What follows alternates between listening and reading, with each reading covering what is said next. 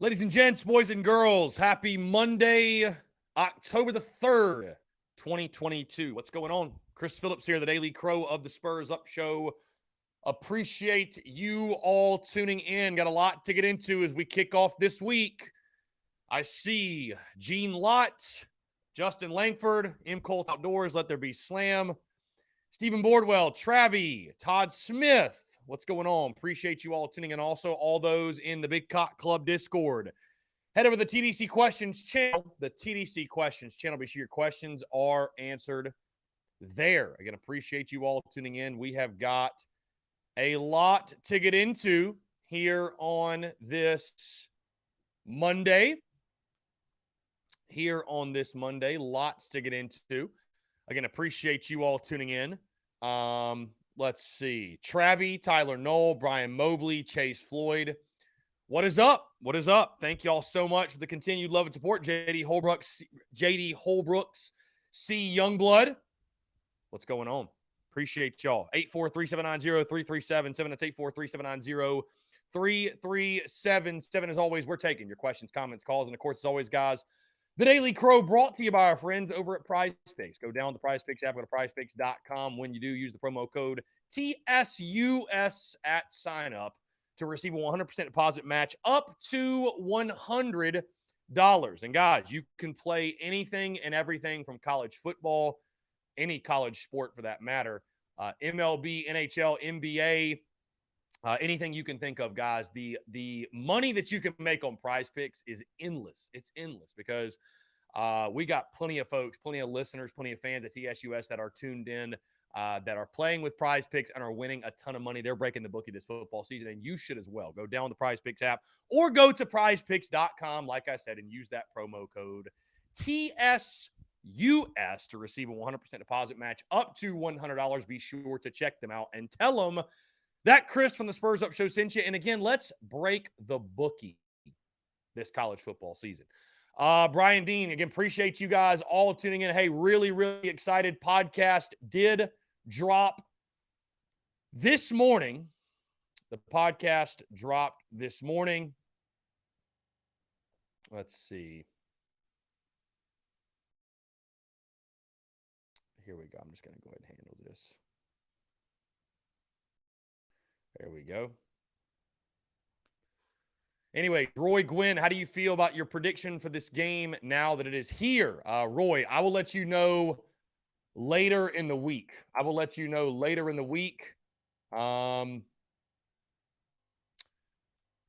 Obviously my prediction over the summer, I had South Carolina beating Kentucky. So here we go. Young Savage, what's up, man? How are you? Good, man. The weekend was amazing, but I gotta tell you this. I gotta sit to see for you. Ole Miss just beat Kentucky ass, like for real, yo. The weekend was amazing. They got really hard, and I cannot wait for this weekend to see Kentucky again because I know they're going to beat us like against us. But to be honest with you, Crib, I'm just excited for this moment. Yeah, man, I'm excited for the game too. It's a huge opportunity. It's arguably the biggest week of the Shane Beamer era to this point. Yep, that's good. And to be clear, I just want everything to be smooth and gentle as it is.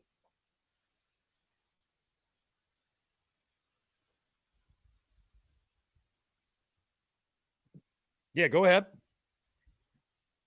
And to be honest, I know the Gamecocks are getting everything right in order to have more energy and more positive energy for the game this weekend against Kentucky. So Kentucky has lost once again. So I'm just happy about it. So I know we're going to get lose against Kentucky. So we're going to be okay, but we're going to be fine because I know she don't care about winning, but he's just focused on his career, focused on his life, and focused on his players and staff too. But I ain't gonna worry about it. But yeah, Marcus Outfield just needs to be focused on his team because I know Marcus just kind of lost, but I know he's just not doing nothing, and it's got me mad, just thinking it all the time. Yeah, for sure. Young Savage, I appreciate the call, and you're right. It's a huge weekend for Marcus Satterfield. It's a huge weekend with this Gamecocks football team. And again, Young Savage, I appreciate you calling in. Guys, don't forget what I said last week, that please do not take it personally. We have a lot of calls that call in on a daily basis, or a lot of calls that come in on a daily basis. So if I want to move from one call to another and shift from one topic to another, I'm going to do so. Young Savage, appreciate the call. And again, this is a huge week for Shane Beamer and Gamecocks football.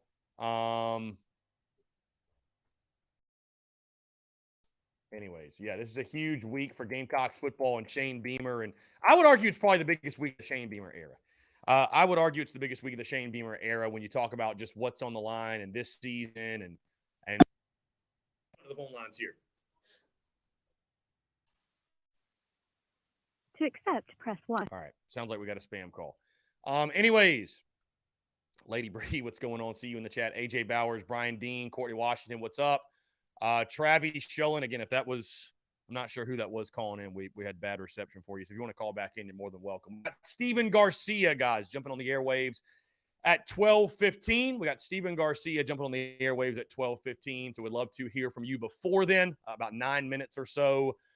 Did not get Stephen, obviously, last week due to the hurricane, everything else. So really excited to chat with him, get his full thoughts on, which I think is actually kind of a positive. You know, we can kind of clump CLT and SC State together and look ahead of this game against Kentucky. Let's see. An exciting day on social media thus far, for sure. An exciting day in regards to Gamecocks Nation. Sort of on edge right now. Will, what's up, man? How are you? Good. How are you? I'm doing well. Appreciate you asking. What's up, man? So this weekend's not up or shut up, huh? This is I would say so. Yeah. weekend. I would say this is a rubber meets the road this weekend, however you want to phrase it. Yeah. This is Spencer's game. This is why we brought him here, man. Was to win games like this, games that we couldn't win before, you know. So I'm really anticipating to see how he plays in this kind of atmosphere on the road. In a game like this where we have to have it. Super excited, also nervous because if we lose this game, Texas A&M's next, and even if they look bad, we haven't beat them yet since they joined the SEC. So you'd be looking at an 0-4 start, and you'd be done at that point. So this game is beyond huge. You know what I mean? Like, and anybody that isn't completely tuned in and hasn't watched all the games, I'm not super confident going into this game offensively because that SC State game, Rattlers, those interceptions were not his fault. I will completely say that. I'm not going to say whose fault they were, but it was one individual guy. But it still didn't look super fluid, if that makes any sense. It didn't look like it was easy. You know what I'm saying? Like everything still seemed like it was like, you know, kind of hard to do. And I just want to put on a lot of the deep balls I see Spencer throw, it still seems like these guys are having to stop to get it, even if it does complete. It's not like a running throw. Yeah. Hopefully, do you think he can make that turn, that corner, or is this just what we're going to see the rest of the year? I mean, he has to. He has to. I thought he played better. I thought he played better against SC State. But, I mean, this, I'm so happy that we're actually playing a team, Will, with a pulse because it's so tough in these games against South Carolina State and Charlotte to really get a good gauge on what you are. You can't draw conclusions and every success is followed up with a yeah, but in regards to competition, and every failure is amplified because you people just don't, you shouldn't have failures against those type of teams. So I'm glad that we have a game against Kentucky now that is our competition that we should be able to, after the game is over, really, because this will be the halfway point, right? This is the halfway point, and you've had extra time to prepare. So again, rubber meets the road, right? You kind of are who you are after this game against Kentucky. And I'm not saying, again, there's a lot of football to be played. You'll have a bye week and you can get better. And we saw what happened last year with the late season surge. But, we're just going to find out what you really are, who you really are. Because this season, it's weird, man. I'm having a personal dilemma myself, an internal conflict, if you will. An internal conflict because we're exactly where I picked us to be record-wise. But the feeling is just not even remotely what I expected it to be.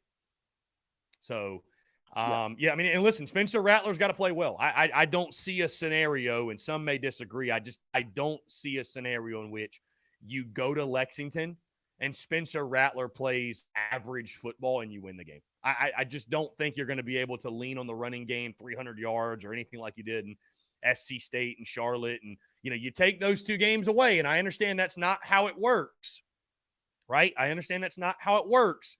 But if you want to go in games against decent competition, you haven't even been able to eclipse 100 rushing yards in a game, right? So, yeah, I mean, I think Spencer Rattler's obviously got to make that turn. I said it all summer, man, that if Spencer Rattler's the guy, he doesn't lose to Kentucky. And is that putting too much on his plate? I don't think so. I mean, you want to play the most high-profile position in sport, it's going to come with the pressure. It just is. You know what I mean? You either want the pressure or you don't. So if Spencer Rattler's the guy that I think he is, he will go play well. Now, does Marcus Satterfield put him in a position to make plays and make big plays down the field? I don't know. That I can't answer. Right? We're asking, someone to do something they haven't done or haven't shown us they're going to do at this point. We're hoping for something that has not happened historically to this point with Marcus Satterfield. So I look at Kentucky. I watch their game against Ole Miss. I think it's a very winnable game. Like, I think a quality football team will beat Kentucky. The question is, are we a quality football team? I really don't know yet. Right. Yeah.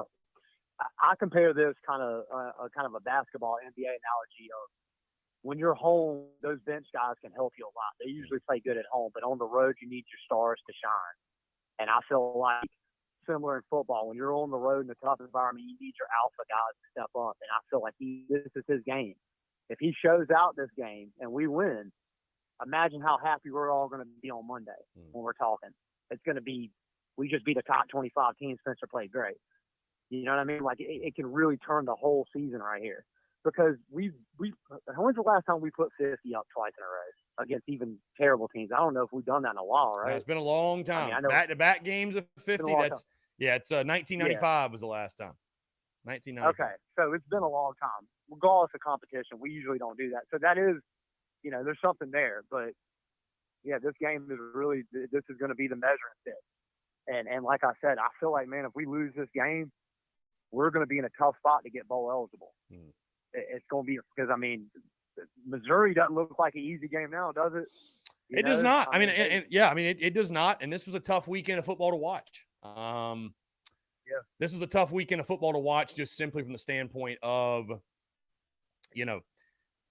Georgia and Clemson continue to win. And, I understand that college football is a week-to-week game, but watching Mizzou on their home field give Georgia hell.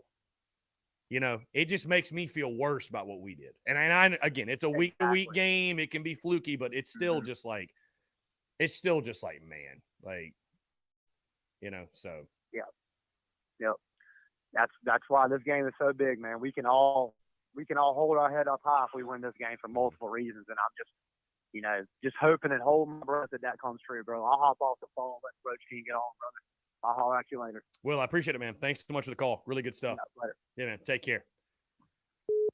Great stuff. 843-790-3377. That's 843-790-3377 here on this Monday. Let's see.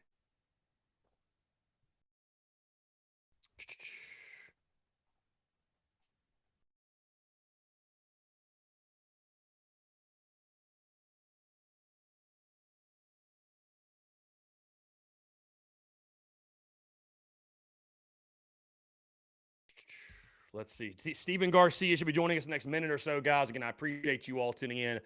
Jacob E. says, unless his mindset changes, Satterfield has got to go either way. You won't win big with running more than throwing. We got a text here on the next line. Let's get into this.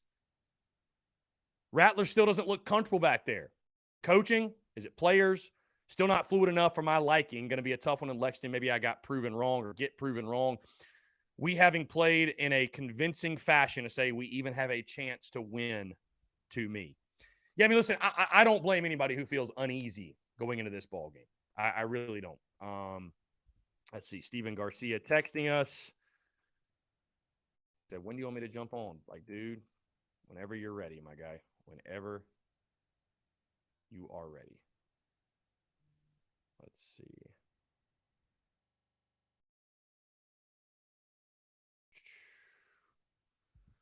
Waiting on Stephen Garcia. I'm really excited to get Stephen's comments and thoughts. Really excited to get his comments and thoughts because I know he was critical of Spencer Rattler. I thought Spencer Rattler played better in his last game. Shane Beamer actually pointed out, guys, they made Spencer Rattler the MVP of the SC State game, just like I did. What do you know? Got a text. Can't put all the blame on Rattler. Receivers have to catch the ball and make plays also. Let's see. Alex says Kentucky's probably drooling at the mouth, ready to shut our swing passes down. Yeah, guys, again, podcast dropped this morning. Episode 710, right? Podcast did drop this morning. And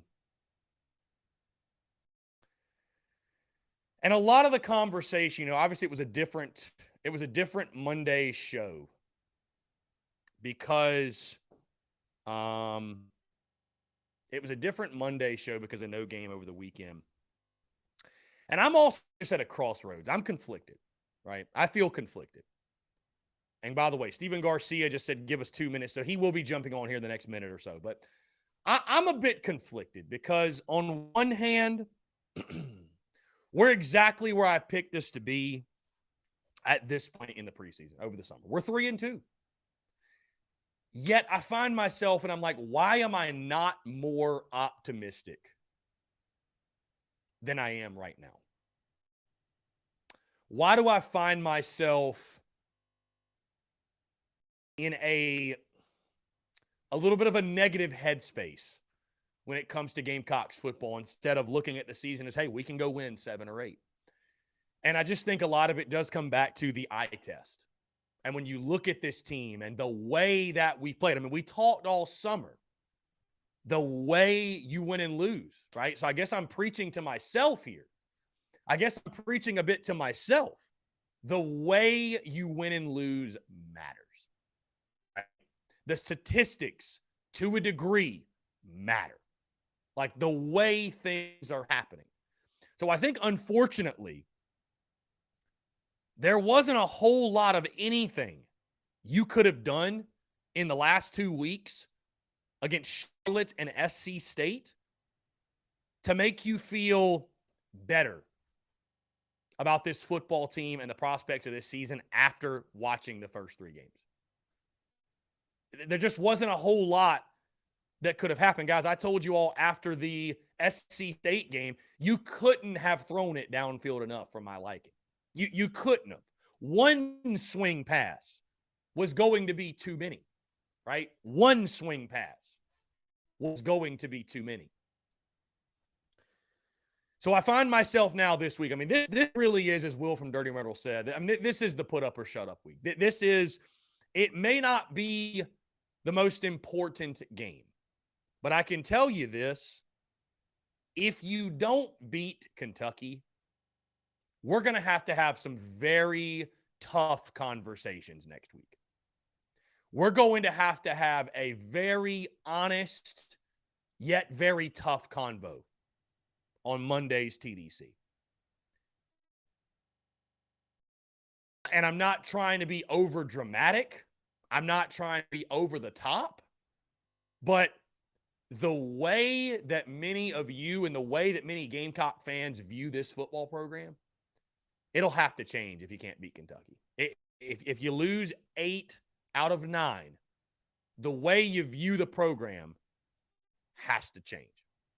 Again, I'm not trying to have that conversation yet because we very well may beat Kentucky. Again, I think Kentucky's a very winnable game. I don't think Kentucky is the 13th best team in the country.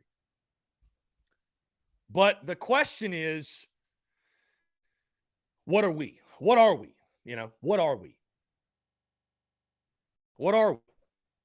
Nathan Moore says it's a lack of confidence in the offense, the offensive coaching, lack of confidence in the quarterback due to slack O-line play, no balance on the offense. And Nathan, again, to your point, it just goes to show, those comments go to show that nothing that you did over the last 2 weeks helped. nothing you did over the last 2 weeks changed anything, right? So it's a huge week. Who better to help us break it down?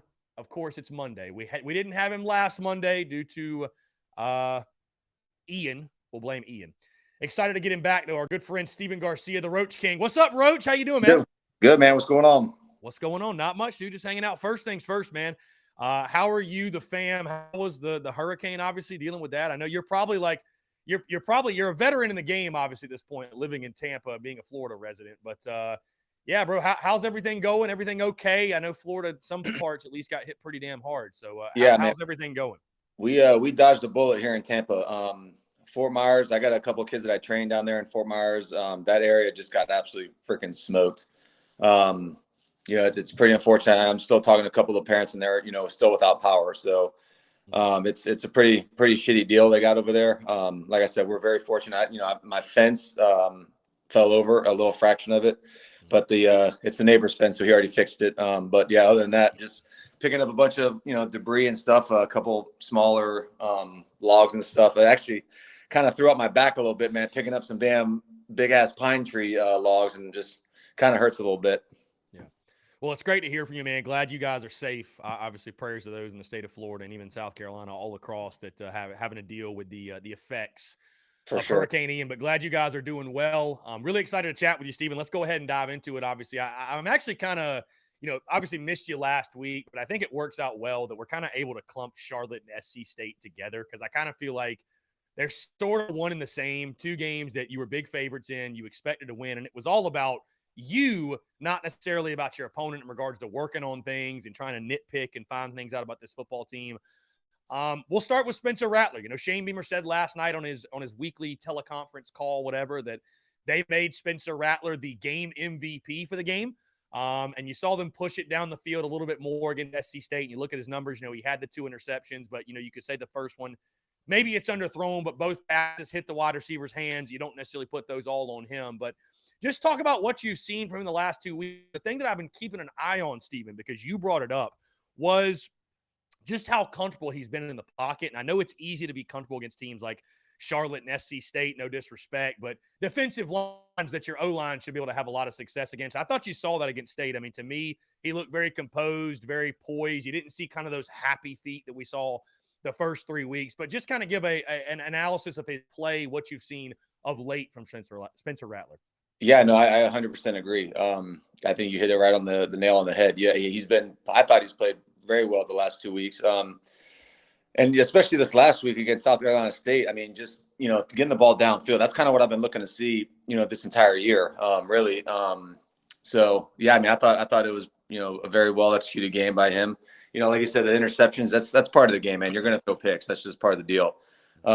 But like you said, man, just seeing him stay back there and not get happy feet was, I think, the biggest improvement so far.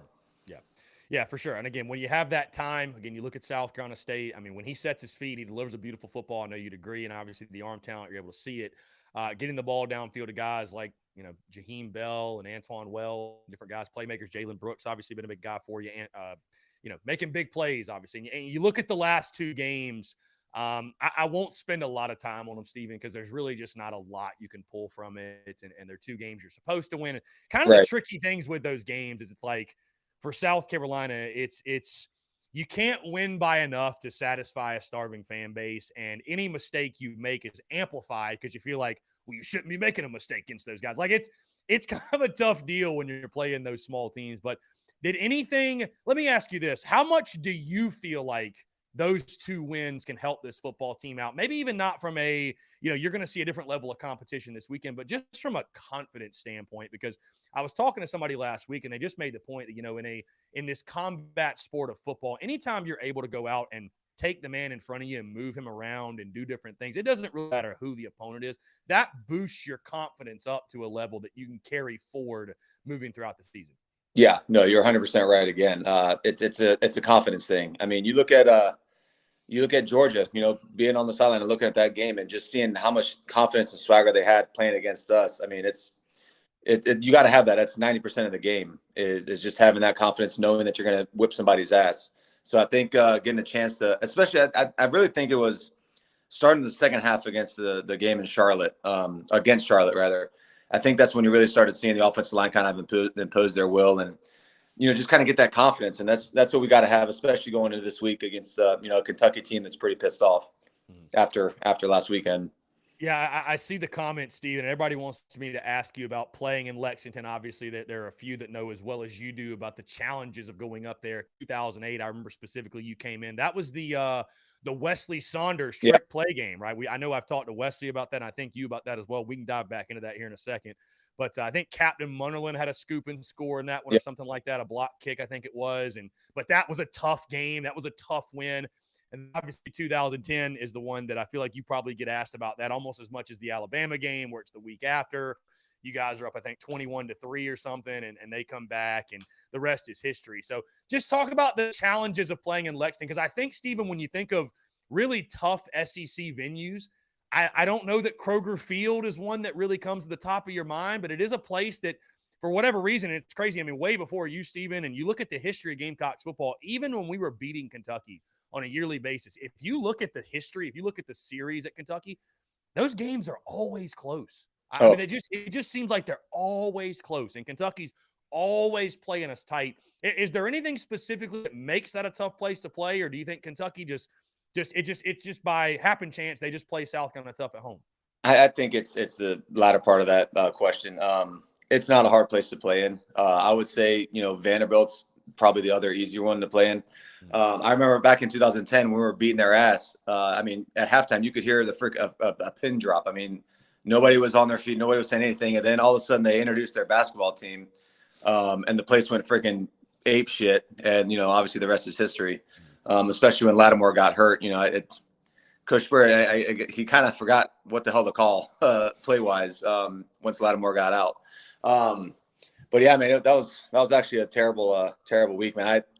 My mom is from Kentucky, from Louisville, and I'm a Kentucky basketball fan, so I'm wearing my Kentucky hat, the whole week. And I caught a lot of shit from a lot of people in Columbia that week. And then especially afterwards when we lost, they're like, "Oh, you threw the game." I was like, "Man, I don't give a shit about Kentucky football. Like, I didn't lose the game like on purpose. What are you talking about?" But yeah, it's for some reason, man, they always do play us tough, and I hope that we can we need to. Speaking of being pissed off like Kentucky is after the Ole Miss game, I think we better be pissed off and go out there and start strong, start quick. Yeah.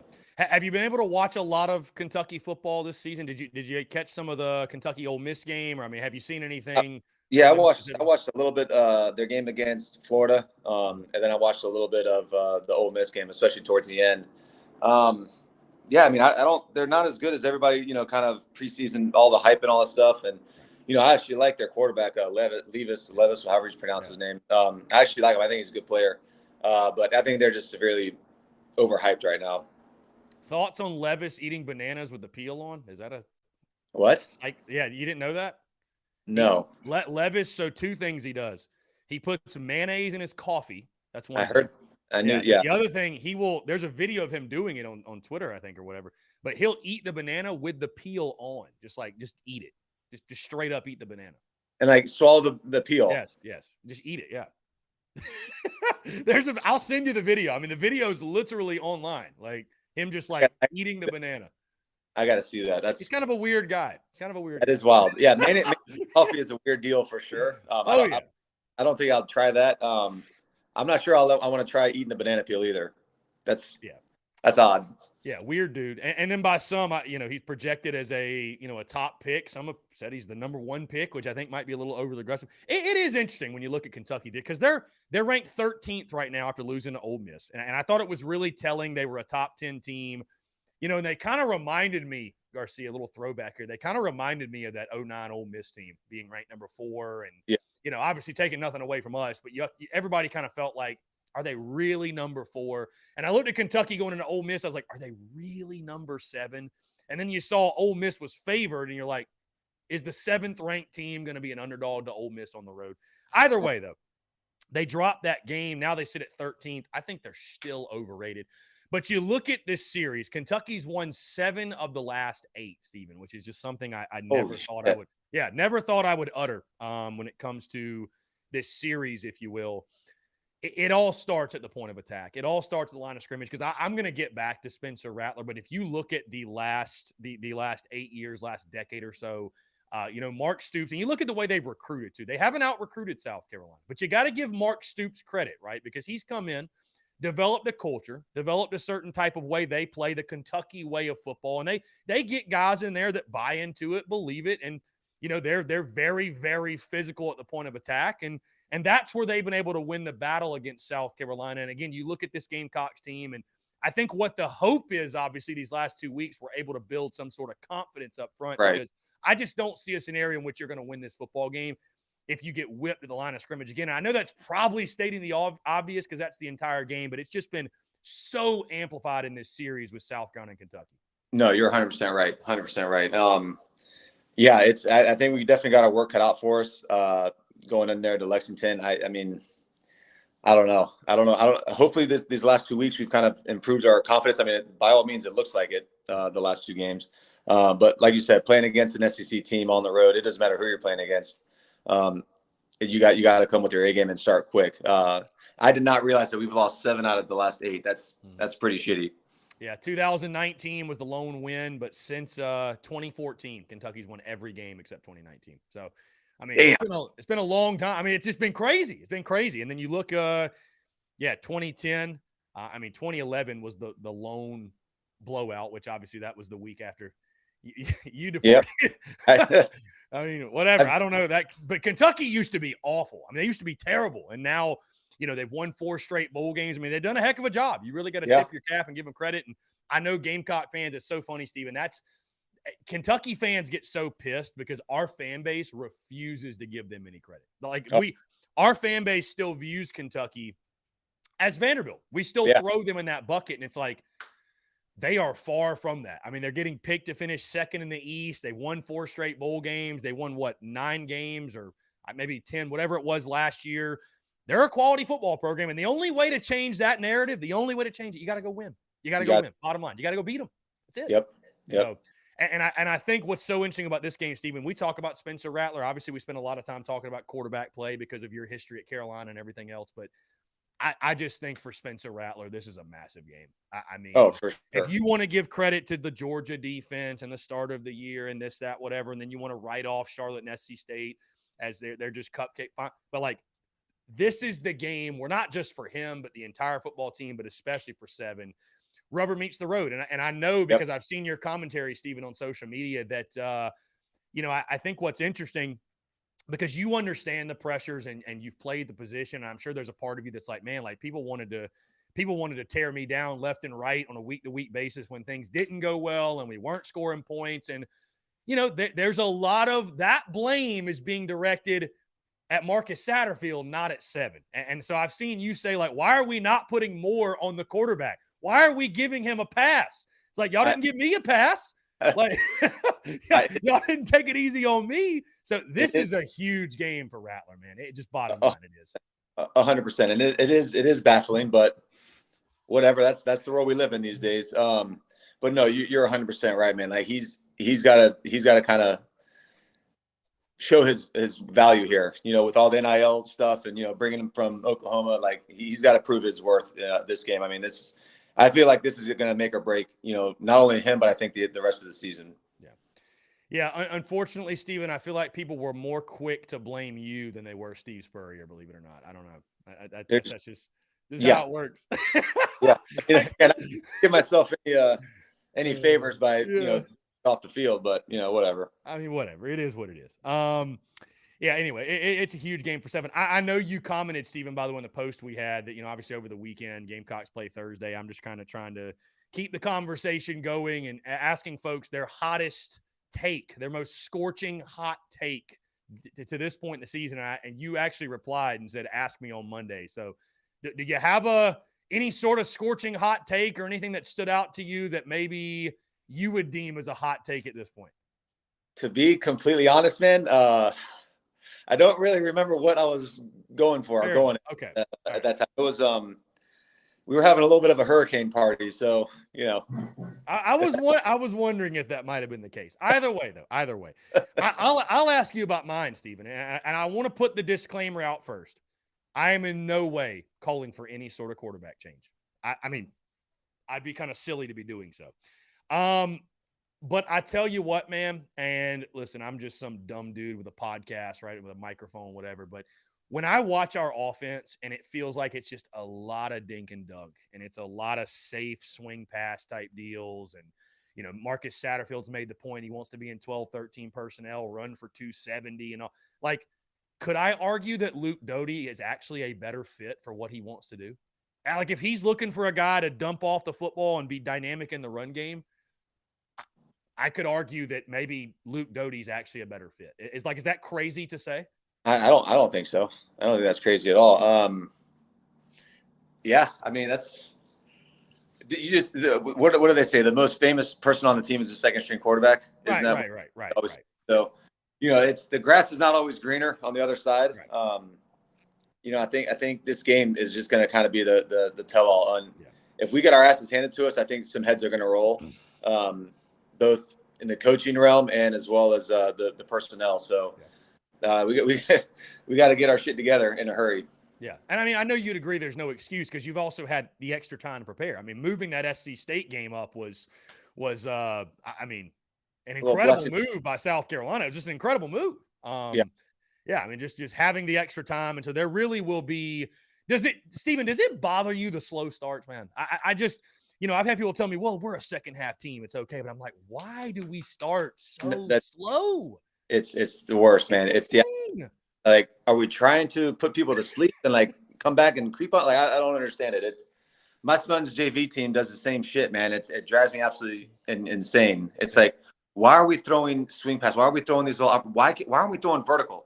They're playing cover 3. Like, let's throw the seam out. Like, let's curl flat, simple reads. Let's just get this thing going. And I don't say anything because I don't want to be the crazy quarterback dad. So it's kind of like just shut the hell up and let him go. But yeah, man, the slow starts. It's a game of momentum. If you start fast, you're going to continue that momentum until something, you know, a turnover happens or something else, and you lose the momentum. But you don't want to start slow and just try to creep up. At least that's my point of view. Yeah, I mean, I feel like when you fall behind to high-quality football teams, if they're as good as, you know, they're going to put their foot on your throat and they're not going to let you come back. I mean, it's just like, you know, they're not going to allow that to happen. That's the position you want to be in when you're the opponent. Like, we want to be in the lead. I mean, you look at Georgia this past weekend. They started slow and they continue starting slow. I mean, give credit to Missouri. I mean, they came out with their hair on fire. But, yeah, I mean, it is Georgia, so they ended up making that comeback. But, yeah, you don't want to feel that pressure, you know, especially being the number 1 ranked team. You got to put your foot on their throat and keep it on there. Yeah. I tell you on a side note, Stephen, a lot of folks are going to watch that game and write off Georgia. They're not as good. I tell you what, though, I think that's a game that great football teams find a way to win. I just, you know what, on the road in the SEC at night, you don't play well and you still win. You know what I mean? Like, most others outside of Georgia would have lost. So I still think Georgia is elite. That's just kind of on a side note, though. Again, I know you haven't watched a ton of Kentucky, but I'll ask you again, the last 2 weeks, the last week and a half, whatever, the last 2 games, you see how this offense is operated. And, you know, it's funny, Stephen, I don't feel like we can throw the ball downfield enough to satisfy the fan base. But I'll tell you what, probably the brightest spot of all that has come from the last 2 weeks, Marshawn Lloyd, and the way he's run the ball. And I think he's really shown you, hey, he's healthy, he's dynamic. What do you see from him? And I guess when you look at this game against Kentucky, do you have any – how would you attack them? I mean, I still feel like our playmakers need to touch the ball more. I mean, I get what Coach Beamer's saying in the sense of, like, week to week, this guy might have 7 touches this week and then 0 the next. But at the same time, I'm like, there are specific guys I feel like it's now known, like Marshawn Lloyd needs to touch the ball a lot. Jaheim Bell needs to get it. Antoine Wells needs to get – like, there are dudes that we know now need to get it. How would you attack Kentucky? And I'd just love to hear your thoughts again on Marshawn Lloyd. You know, needs to do it against quality competition, but I think you definitely see the potential there that he's got it. Yeah, no, for sure. He runs pissed off. And that's as a fan, so to speak. I mean, that's what you want to see a running back. You want to see him run pissed off, angry at the world, and just trying to knock the shit out of somebody. That's kind of what I've seen him, you know, throughout this the last couple of weeks. But, you know, again, it's not against an SEC, you know, front 7. So we got to kind of see what he's going to do in this week. And Kentucky's got some players on defense, man. I mean, they're playing well as an entire unit. But yeah, I mean, I don't remember Coach Spurrier ever saying like, "Hey, Alshon, I don't think you're going to touch the ball this game.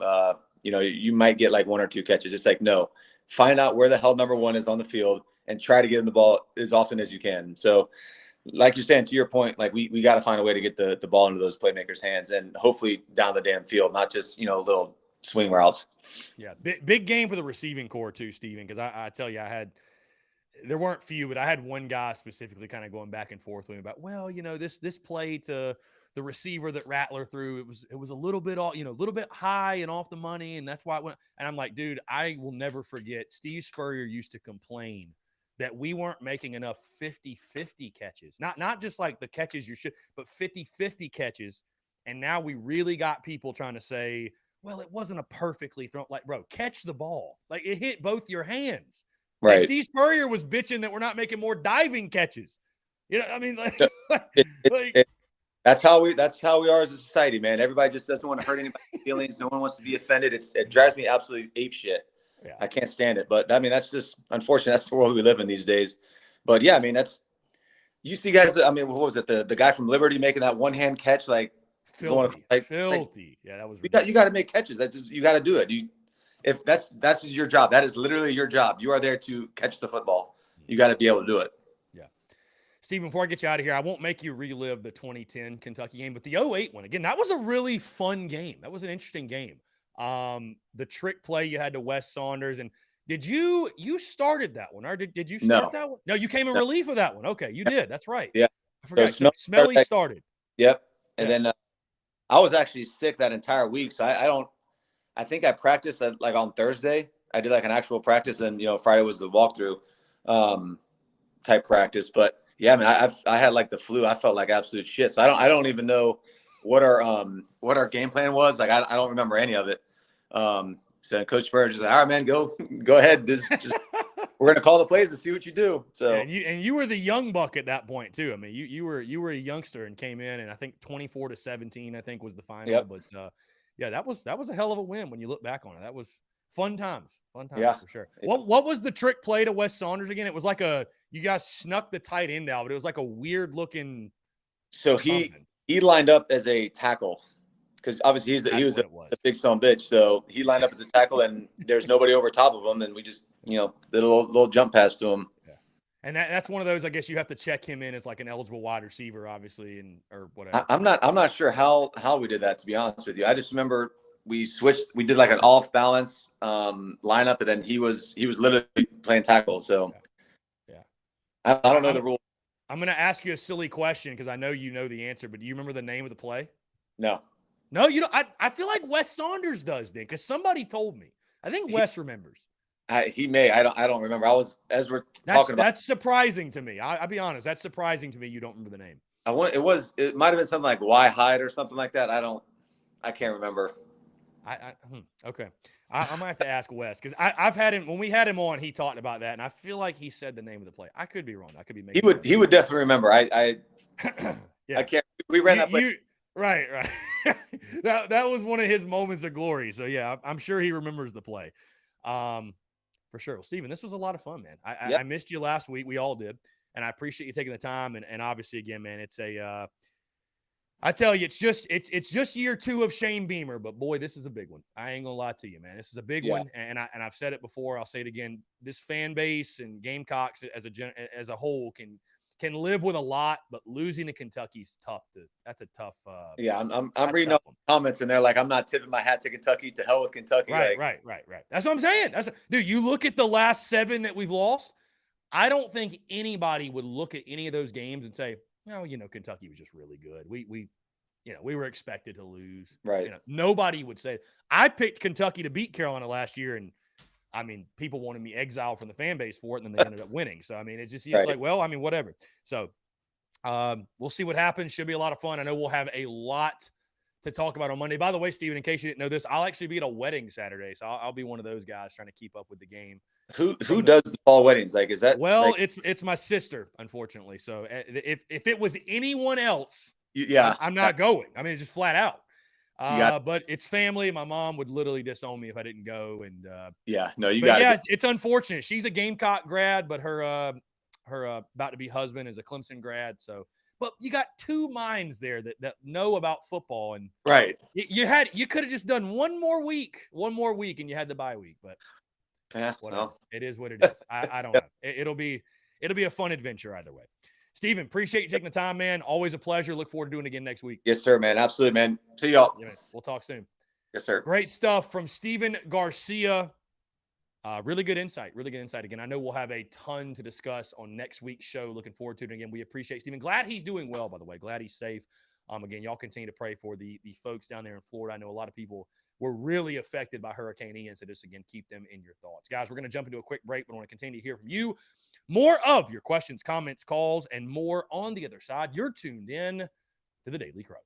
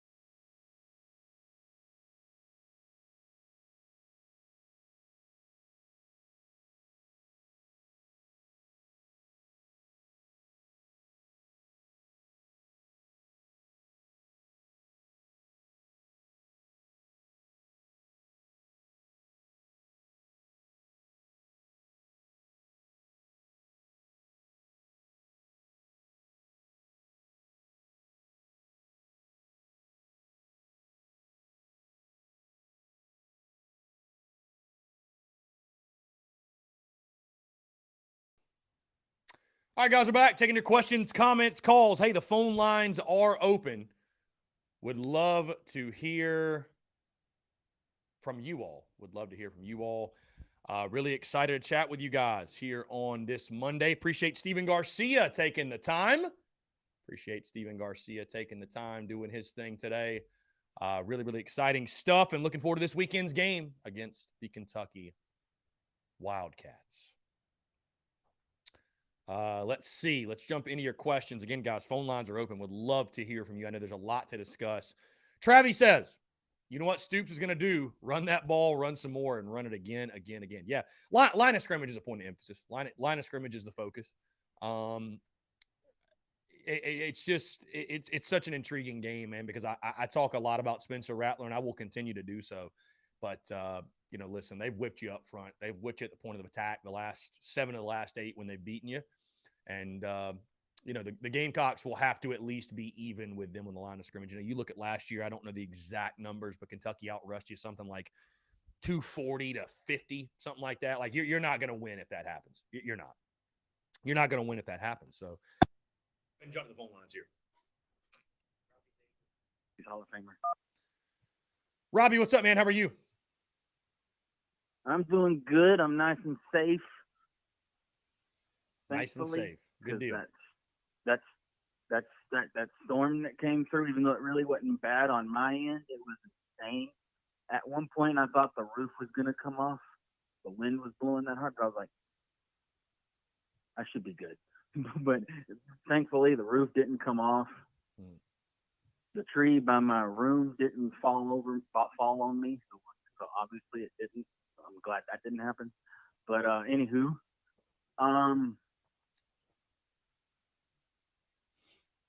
and I want to say this also. One of the things that I liked that I saw Saturday or Thursday, okay. And I said this a couple weeks ago, and I'll say it again, okay? Marshawn Lloyd has shown that if he has blocking, he is an absolute weapon that we need to take advantage of and use him in any way, shape, or form. Find ways to get him the football. Okay? Same with, like you said before going to break, with Bell and all the other players, right? We've got to figure out ways to move the football. Okay? And like you, I'm okay with doing the occasional swing pass, okay? But doing it 5 to 6 times in one game, that's several too many. And like you said, one is too many. Yeah. I would only do a swing pass if the defense was set up a certain way. Okay? That's the only time you would ever see me call a swing pass. All right? And I think these next several weeks, especially this week, this is going to be put up or shut up for Satterfield. I mean, yeah, this week is undoubtedly, Robbie, put up or shut up for Satterfield. And I'll tell you this, Robbie, and this isn't I'm just going to say it. I know you call in a lot and you talk about whip the man in front of you and you talk about things that are sort of intangibles about sheer will and this, that, whatever. And I love you, brother, and I respect you, but it don't really mean jack shit this week, man. It's about execution. It's about your talent level. It's about coaching staff.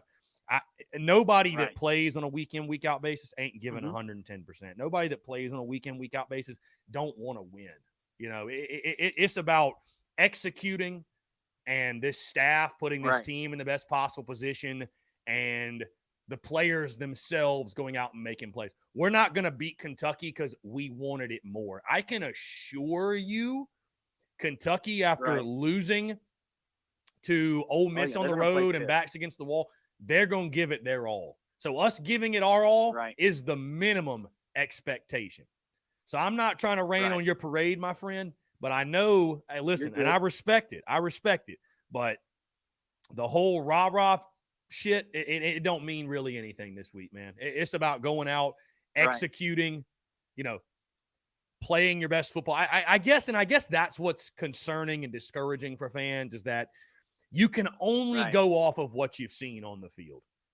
And to this point, yes, the last 2 games have been encouraging in the sense of the statistics, but against quality competition, and I'm including Georgia State in this, we have not run the football worth a damn. And that ain't, hey, that's not a want to issue.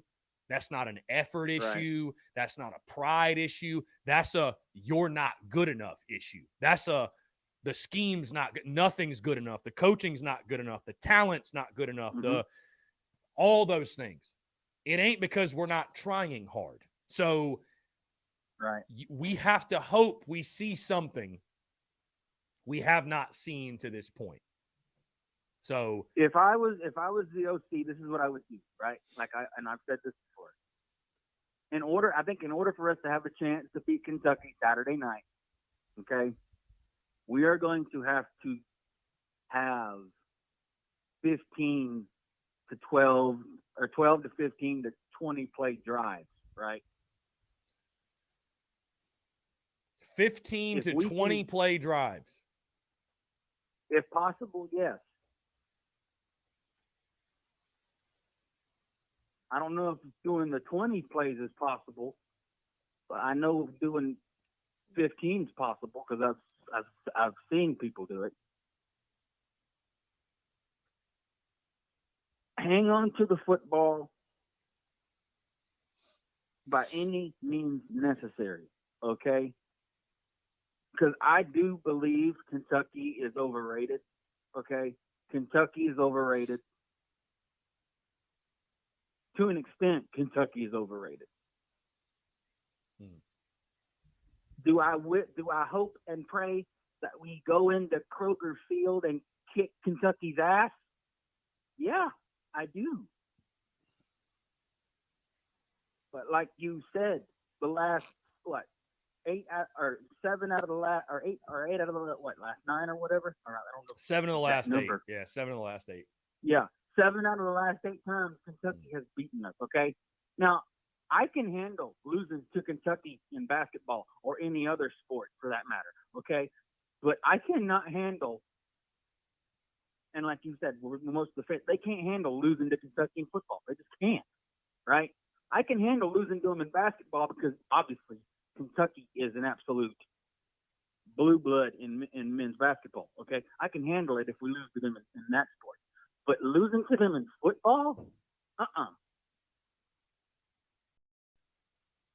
Uncalled for. Yeah, I miss the days whenever I could look at that Kentucky game and go, that's a dub. It's been a long time. Now, I'm honestly a little scared. Yeah, I mean, I think, I said it all summer long, and I'll say it again. You really, as a Gamecock fan, you need to take a step back and tip your cap to Kentucky. They're not a shoe-in win anymore. This is not the Kentucky of old. They are. I mean, again, they beat you Saturday, and they're favored to beat you. 10.5 is the line. We're going to have a very real. I looked at it. We're going to have a very real conversation. We're going to have some very honest conversations early next week about just the state of Carolina football and listen, I don't know. I'm gonna hurt some feelings probably if it happens. Now again, we might come out this weekend and these past 2 games have helped us immensely, and we just look like a different team, and we're confident and we're well rested, and we've got a great plan together. That may happen. Let's make sure there's I want to say there's just as good a chance as that happening, but this is not the Kentucky of old, and I said it over the summer, and I'll say it again, and this is the reality I think right now, that if they beat you Saturday, they have passed you as a football program. And you can't really argue otherwise. You can't do it. You can't do it. You are down there with Mizzou and Vandy. And damn it, if you don't beat Mizzou, they might have passed you too. You've lost 3 in a row to them. So if you want respect, go win. That's it. Right. Mm-hmm. Respect is earned, not given, as I like to say.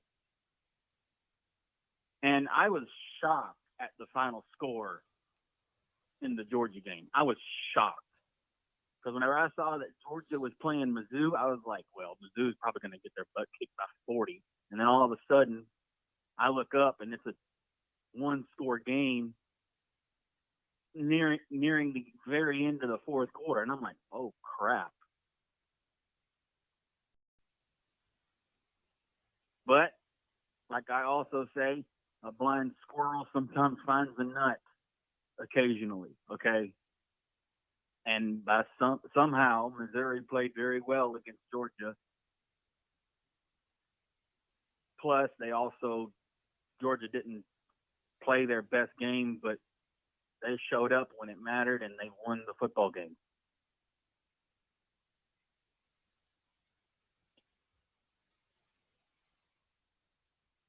Indeed. Yep, indeed. And so also, I wanted to let you know, Thursday I will give you my prediction because, like I told you earlier this past week, I won't be able to call in Friday. So Thursday I will give you my prediction for the Kentucky game. So I got you. Robbie, great stuff. I'm looking forward to your prediction. It's going to be a fun week. Always is, and you got a big game. And you have upcoming. a safe trip, by the way, to your sister's wedding. I appreciate that. All right, bud. You have a good rest of your day, okay? Yeah, man. Take care, Robbie. Appreciate you. Great stuff from Robbie Davis. Yeah, I mean, again, it's a huge week, man. This is the to date, right? And I'm not trying to overreact and overplay how big the game is. And hey, listen, I said in this over the summer, this is not the most important game of the season. Mizzou is. And the reason I said that is, again, I even say it right now. You can lose to Kentucky and still find a way to get to 6 wins, right? A&M looks very beatable. Florida looks beatable. You never know when Tennessee comes to Willie V, right? So as long as you beat Mizzou and Vandy, you need one more to get to 6. You can get to 6, but if you lose to Mizzou, just throw it out. Here we go. Let's jump to the phone lines. To accept. Chase, what's up, man? How are you? What's up, Chris? Just hanging out, man. What's up? There's not, I really have like this hatred for Satterfield, man. It's like, you look at all these other teams and, what are they talking about in their podcasts or whatever? What are the fans talking about in the message boards? And it feels like, they have a lot of different things to talk about. And every week it feels like we're talking about the same thing. It feels like there's nothing to talk about. It feels like every time I call in, it's like I want to call in and talk about something different, but it's the same topic. It's about swing passes and, how stale our offense is and, all this talent we brought in and, it's not getting utilized. And I'm just, as a Gamecock fan, week by week, it's the same story. And at least, Georgia has something different to talk about this week. They almost got upset by Missouri. And frankly, the way Mizzou played, if they're that aggressive and physical against us, I'd say the 5-7, 4-8 season's on the table. Well, and I think too, Chase, where that comes from, and that's why I'm so glad we're playing Kentucky this week is, as fun as it is to beat up on Charlotte and SC State, you just get nothing from it. I mean, it's just it's hard to change the conversation, right? Because we don't want to look like fools and be, saying, well, all of a sudden now we're a running team because we did this and this against Charlotte. You know what I mean? So I'm really happy that we play an opponent this weekend where we'll be able to actually draw conclusions from the game, at least in the short term. But I hear what you're saying, man. It's Marcus Satterfield, unfortunately, is guilty until proven otherwise. And I've made the point very clear, man, that, I feel like I've exerted as much patience as possible. I was understanding after the season last year. I blamed personnel. I put it all on personnel. Even though I didn't love the scheme at times, I thought, what, with the quarterback situation and the O-line's not as good as everybody thinks it is, I gave Satterfield the benefit of the doubt, right? And I at least was willing to be open-minded to the thought that he could turn it around. A lot of folks weren't. I was open-minded to the thought he could turn it around. And I still want to be. But this is the game. This is the game. And you've had extra time to get ready. Like the whole well, they just need more time. No, they don't. You've had spring ball. You've had summer. You've had fall camp. You've had 5 games. And going into this game, you'll have had extra time to get ready. If the offense doesn't click Saturday, and hey, you're not playing Georgia on Saturday. You're not playing Alabama. You're not playing the best defense in the country. I mean, give Kentucky credit. They've got quality players. They've got fantastic linebackers. I know one of their starting guys is out, but they've got quality guys on defense. But you're playing a defense that's, a quality team could have success against them. If you lay an egg, if it's the same old boring, and you look putrid offensively, I'm out. I'm completely out. The Fire Satterfield train will really get rolling. I mean, it will because it's just at that point, At that point, you just know. At that point, you know. You got a sweaty walking outside Fire Satterfield video coming out if we score under 20. Well, I'll be at a wedding, so I don't know about all that, but I don't know. I mean, believe it or not, I don't script those things. I don't know, man. Yeah, I know you didn't. Yeah, no, I've said it. Yeah, if we look putrid offensively Saturday night, I'll be done. The Fire Sat merch will be coming. That'll be the end of it. Until proven otherwise, there's a part of me that I hate to do it because there's so much football left to be played. But at some point, you just are who you are. And we said it all summer long. You traded in the beat up Hoopty for the Ferrari. You've got all these pieces you added. I understand there's still deficiencies. I understand there's still problems, but you knew the O-line could be a deficiency. You know football. You watch this team. You know your offensive line's not great. You know at least they could be a problem. How long can we ride that excuse? I mean, obviously, I'm hoping we go out there and score 40 and win. I would like the rest of the season to be fun and enjoyable and not for it to be therapy Monday, Tuesday, Wednesday, Thursday, Friday, every single day. I'd prefer that to be the case. So, but it's put up or shut up for the entire football team, and that includes Marcus Satterfield. Yeah, we got to see something, man. We got to see something. Yeah. It blows my mind every year. Kentucky's got some wild running back in their backfield. I swear, every year they find some crazy running back that's going to go first round in the NFL to replace the next guy. What was it, Benny Snell, and then there was a guy before him, and then I forget who he was, and then now Rodriguez. Yeah, no, Rodriguez is a good player. I mean, it's how will our defense fare, right? We all want to talk offense. We all want to talk Satterfield. How's the defense fare? Can we stop the run, right? I mean, that's what Kentucky's going to do. They're going to run the football. We'll see, man. It's a tough game to predict because, well, it's not, but it's like you have your, my garnet and black blood pumping. So it's like you want to believe you're going to see something different, right? We all do. But like if we're really honest with ourselves and we just kind of go off of what we know, I mean, if you want to pick the Gamecocks to get the win, right? And I'm not saying I'm not doing that. I don't know what I'm picking. I feel so conflicted right now. I would not. Yeah. Right. But I feel so conflicted right now. I'm not locking in. I'm not spoiling anything. I'm not locking in anything today. But if you are picking the Gamecocks to win, good on you. But you're going against all logic and reasoning. Pretty much. I mean, there's not many reasons to pick South Carolina to win the football game. A lot of reasons to pick Kentucky.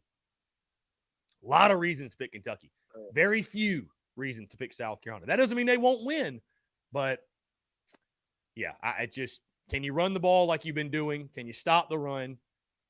Can you put together an offensive game plan that is going to give you the best chance to win?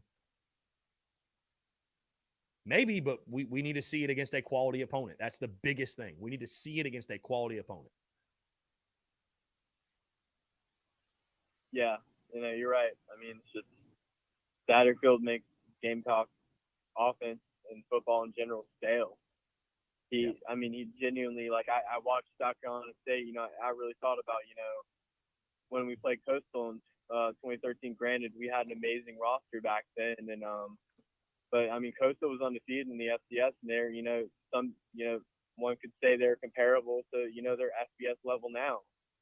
And I mean, we dropped 70 on them, and we had half that game we had backups in. And it's like, where is that in South Carolina State in comparison to Coastal at that time is an FCS Division III opponent. No disrespect to South Carolina State, but they're just, I mean, they're just not, they're nothing special. It's just, I mean, it's just a matter of truth. You know, they're not as talented. You know, they're dogs. They go out, they play, and, you know, they're an HBCU school. But, I mean, that's the team we should drop 60+ on. Yeah. No, I understand, man. It has not looked the way. That's what's so intriguing. It just hasn't looked the way I think we all expected it to.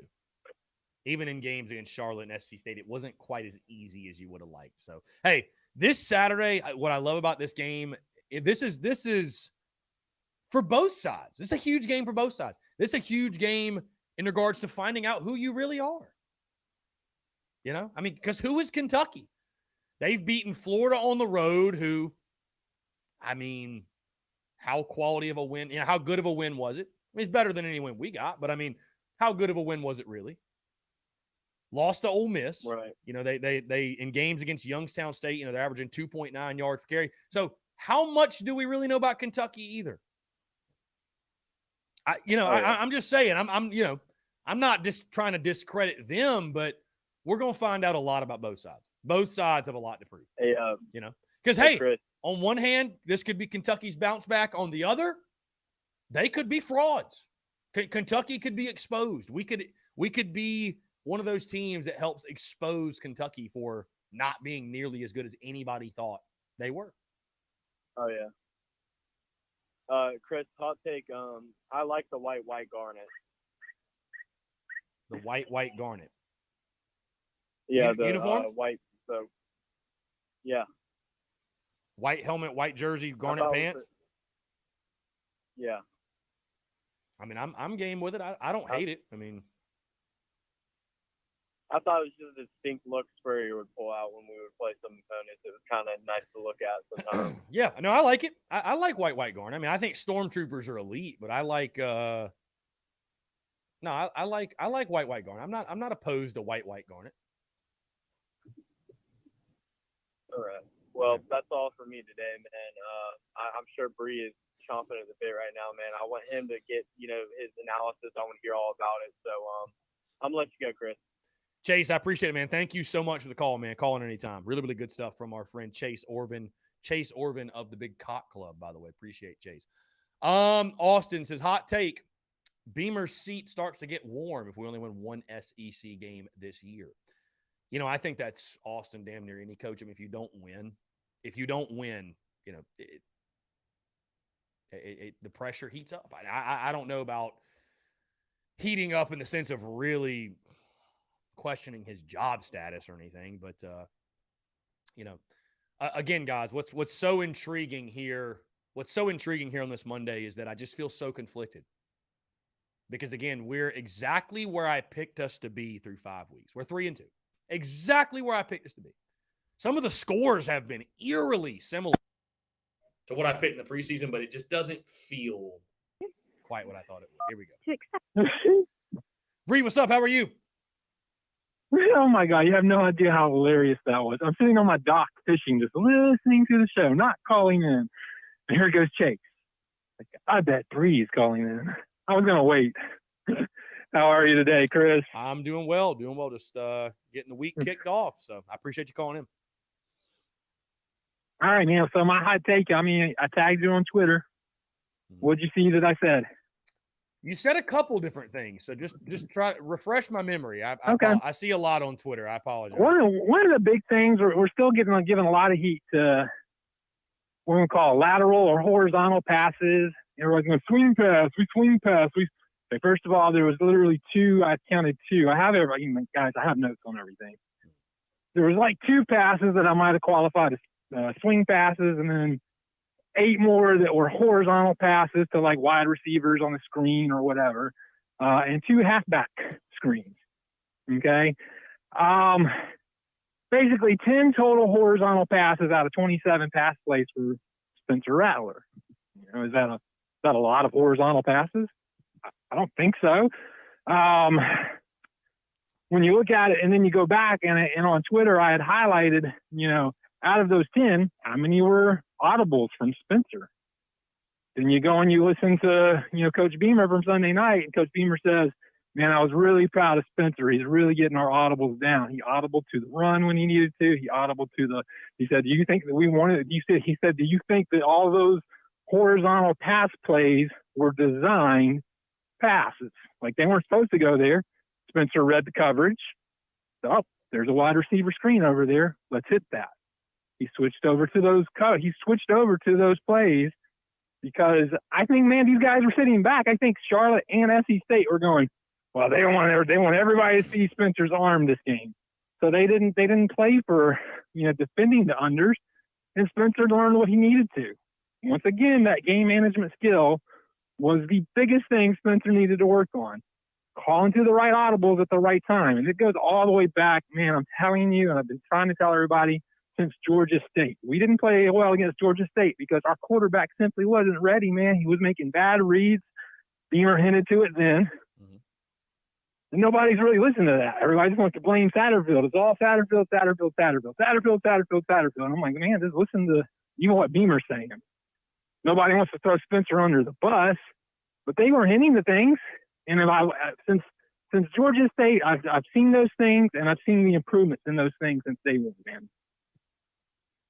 Now, the audible game's huge, guys. The fact that Spencer figured out where he's supposed to be checking to the runs, checking these wide receiver screens, reading the coverages, that's only going to pay dividends, guys. I know nobody wants to see the positives. Or we're like, oh, we needed to see more.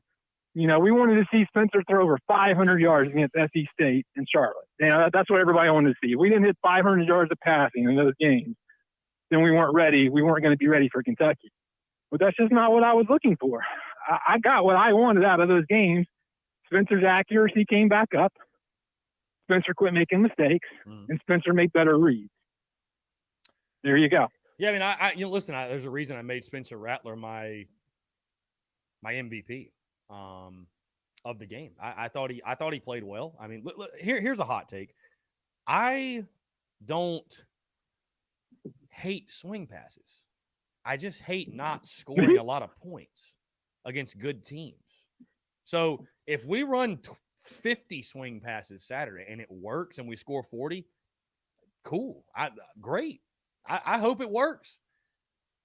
I just feel like with guys, I understand where the frustration comes in when you got guys like Jaheim Bell and Wells and Van and Brooks and these guys not seeing more of these shots down the field. So, listen, Charlotte and SC State were a lot of fun. We bullied some people around. We got Marshawn Lloyd. There's a lot of positives to take away from those games. Now we'll find out this weekend. Let's see it against some quality competition, right? That's what we all want to see. Let's see 7 go on the road and play well. That's bottom line. If Spencer Rattler is the guy that I think he is, if Spencer Rattler's the guy I think he is, I said it all summer. I'll repeat myself if I have to. He wins this game.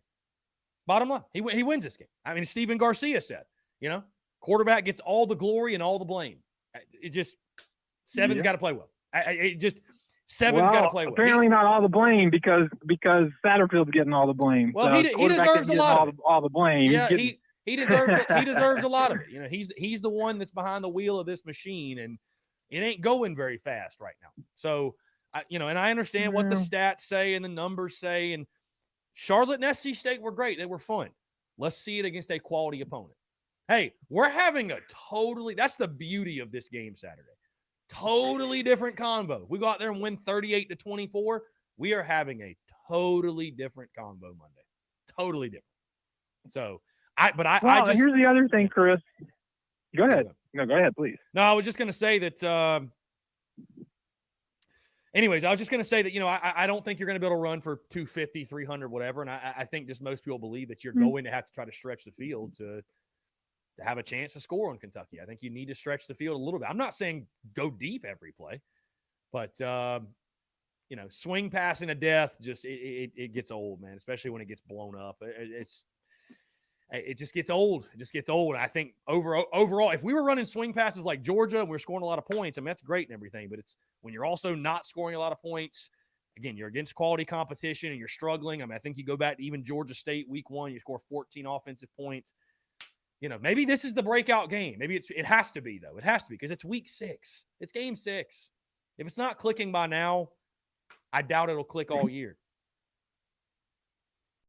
No, that's true, man. I mean, listen, I think the running game is going to have a little bit more success than we realize. Don't forget, they did just, I don't know if you know, Jaquez Jones or Jock Jones, their linebacker, I believe, one of their big playmakers. He went down. And they haven't been great against the run, man. I mean, they haven't been great against the run. I think I shared the stats with you. We talked about stats. A lot of people were doing a lot of paper comparisons, before we even got to this point, which was very deceiving because, we played 2 SEC teams. They had played only 1, and so now after week 5, when you look on paper, our stats are better than theirs in most team stats areas. And the main thing is that from week 1 to week 5, we've progressed in every stat where they were going backwards in every stat. I think it said the only stat I have where they had, as far as just major team stats, that they had an increase was in their rush game after they got Rodriguez back for 1 game, which was a little concerning. I will tell you that because for it was a pretty decent, it was like a 6 or 7 yard average or 10 something. It was a decent enough chunk to notice it to where it was like, ooh, they went up that much with Rodriguez back in 1 game. That's something we'll have to, we'll have to shut that kid down. But hey, man, I think here's what's going to happen potentially. Mm-hmm. What you said is going to probably play out. I think both defenses are probably going to come in really wanting to shut down each other's run. And it's going to come down to our 2 quarterbacks, man. Which one's better? Yeah. I mean, which one manages their offense better? Mm-hmm. Yeah. Yeah. Because they both have made mistakes in management this year, and they've both made mistakes. If you go and look at every one of our games these year from week 1 through, a lot of our games are very comparable, and a lot of mistakes that Spencer has made, Levis has made. But hasn't Levis been there 2 years already? Yeah, Levis has been there. Levis was there last year, right? Yes, he should know. He should know his offense, right? Yes. He should know his offense. He shouldn't be having the mistakes that Spencer was making. So, I mean, to your point, we're spending all week talking about the offense, and deservedly so. And I didn't want to. Quarterback play is at a premium in this game, but also stopping the run. That's a huge part of this football game. Stopping the run. They've got Rodriguez back. Obviously, he looks really, really good. Can we stop the run effectively enough to give ourselves a chance? Bree, we're going to jump into a quick break. I got to get a break in. Yep. But I appreciate the call. Do that, buddy. I'm going to go back to fishing. Yeah, I'm going back to catch something. Well, I hope you have a big day out on the pond or lake or what have you. But I know we'll talk all week. Looking forward to the game Saturday, and appreciate you calling in. Great stuff from Bree. Hey, we are going to jump into a quick break, but on the other side, we'll get to more of your questions, comments, calls, and more. You're tuned in to the Daily Crow.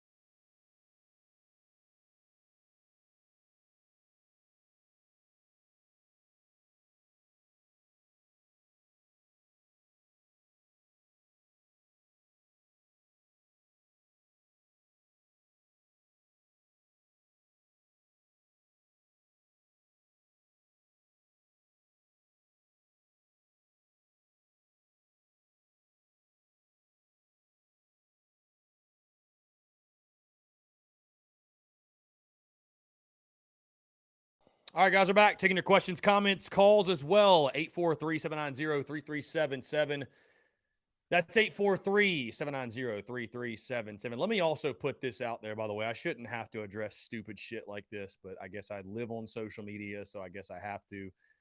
There is a dude on Twitter that all this morning has been copying and pasting word for word every single tweet for whatever reason. I don't know why. That I put up this morning, and one of the tweets I put up are, as I'm in the middle of that, here we go. To accept, press. Rebecca, what's going on? How are you? Good. First thing, we need to be happy that we won before, I'll hear a lot of complaining, But I thought I'd tell you that. Yeah. Yeah, I mean, I think everybody's happy we beat Charlotte and SC State. Yeah. Or two, put your hands up in the air, wave them like you don't care.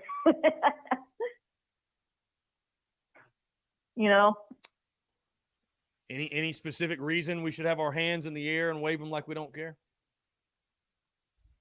Because we won. You know what I'm saying? Right, yeah. Yeah, well.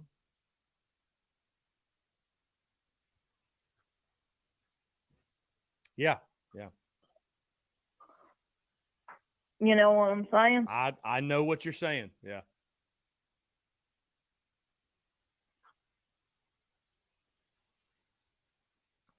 I got a damn dentist appointment. I ain't looking forward to it. But that's besides the point. You know what I'm saying? I know what I'm saying. I was supposed to got crowns put on, but the insurance is being bullshit.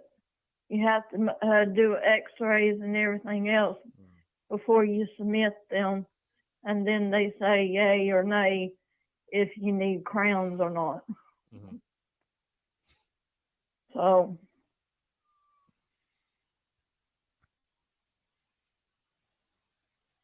right. Yeah. Anyway, that don't have nothing to do with football, but I just thought I'd tell you about it, and I was going to ask you, have you ever found out a plan for the wedding? I'm going to the wedding, and I'm gonna figure it out from there, Rebecca. We're gonna figure it out from there, but I'll be watching the game in some capacity, and we'll make it happen. We'll make it rock. So, Go with John Rice about him saying put the ear pod in one ear. Oh, okay, yeah. Just don't turn it up loud where everybody can hear it in your ear. Right. And they won't notice a thing. Right. I'll have to do that, Rebecca. I appreciate the suggestion. And also, I hope the dentist goes well for you, by the way. I appreciate the call.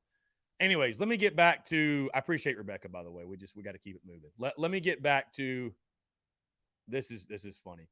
There's a guy anyways, long story short, there's a guy on Twitter that I posted a tweet this morning about the Gamecocks record on the road under Shane Beamer, right? 2-15. I actually posted this stat, and it's almost this exact tweet, though, before the Arkansas game.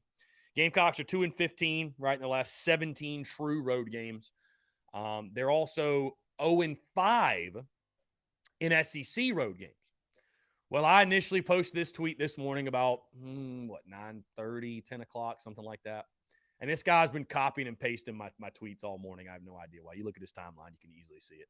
But when I posted my tweet initially, it said 0-4, which was incorrect because we lost to Arkansas.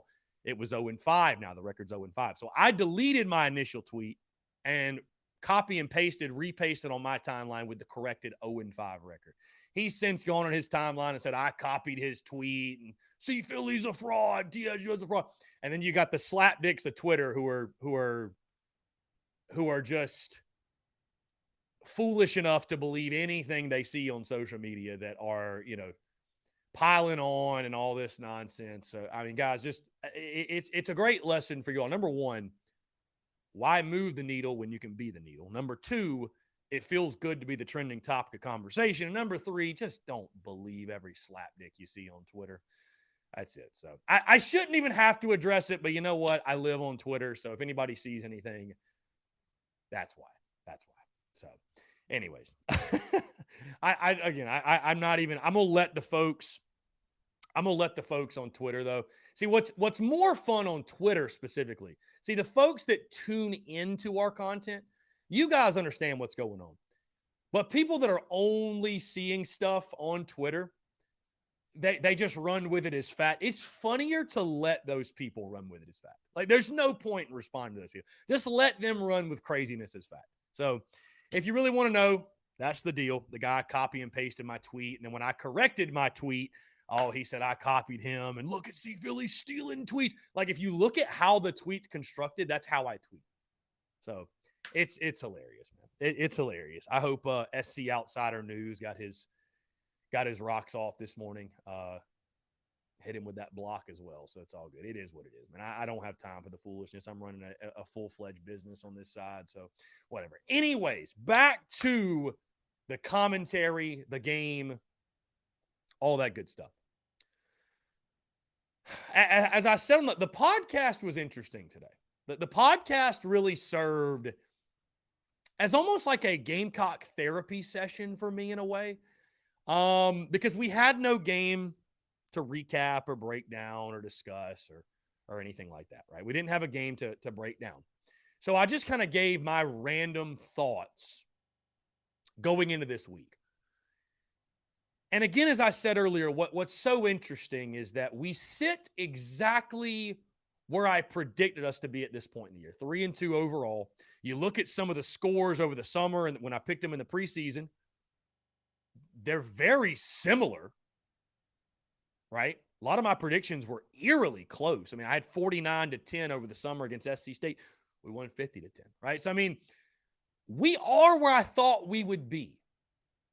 However, the feeling that I feel right now, and I feel like the feeling amongst the fan base, the overall temperature check and the mood of the fan base, it is just so night and day different from what I expected.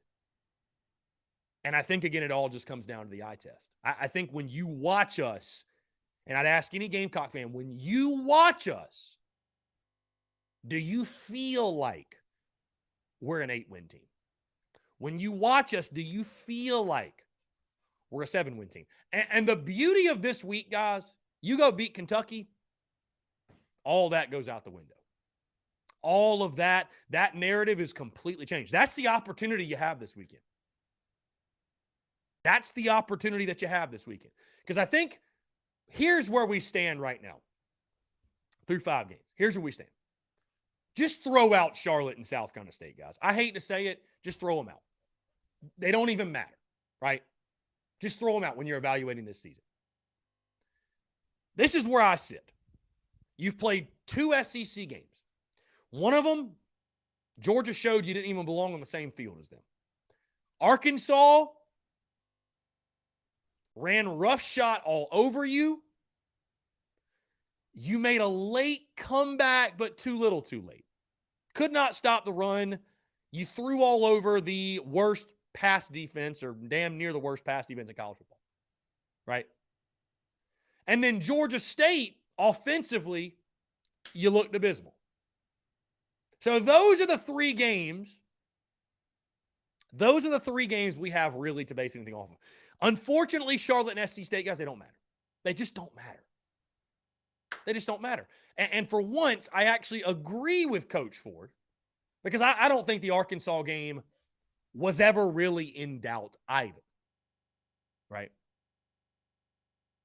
So the problem is right now, you know what the problem is? The problem is right now, we just don't have a lot to hang our hat on. There aren't many things we can point to and say, this is why we are a high-quality football team. This is why we're an above average football team. This is why we're going to beat Kentucky. We just don't have a lot to hang our hat on. What are you going to do? Beat your chest over what you did against SC State? What you going to do? Beat your chest over what you did against Charlotte? What you going to do? Brag about a close loss to Arkansas that wasn't close? It was a 14-point loss? I mean, what are you going to do? You just don't have a lot to hang your hat on right now. That's the problem. And I think that's why it doesn't feel like I thought it would. Like, I thought when I made my predictions in the preseason, I thought Arkansas was going to be a down-to-the-wire football game. I thought Georgia, at least in the first half, would give them a fight. I thought it'd be 21-14 or 17-10 or something in the first half. I thought we'd have a pulse. I thought Georgia State, we'd move the football damn near at will, and we'd be able to do some really good things and feel comfortable in that game. Not only were we not comfortable, we were losing in the third quarter. So listen, this week serves as a great opportunity. You got a great opportunity. You can completely change the narrative of this season. The inflection point. It's what I talked about all summer. The inflection point. It's this weekend. It's this weekend. Win this game on Saturday. Find a way to beat Kentucky. Show some life offensively. And the path to 7-5 is back on. The path to 7-5 all of a sudden clears up. Lose to Kentucky. Look putrid offensively. More of the same of what we've seen against quality competition. You are staring down the barrel of 5-7. You are staring at not making a bowl game in year 2 of Shane Beamer. That's the reality of it. That's how important this game is. I'm not saying you can't get to 6-6 with a loss to Kentucky. I'm not saying that. But it's unlikely. It's unlikely, especially when you watch Mizzou, what they did over the weekend. I know college football is a week-to-week game, but Mizzou ain't going to be no kick-in. And then Vandy, God forbid, they're due against you. Mike Wright, a dynamic quarterback. I'm just saying.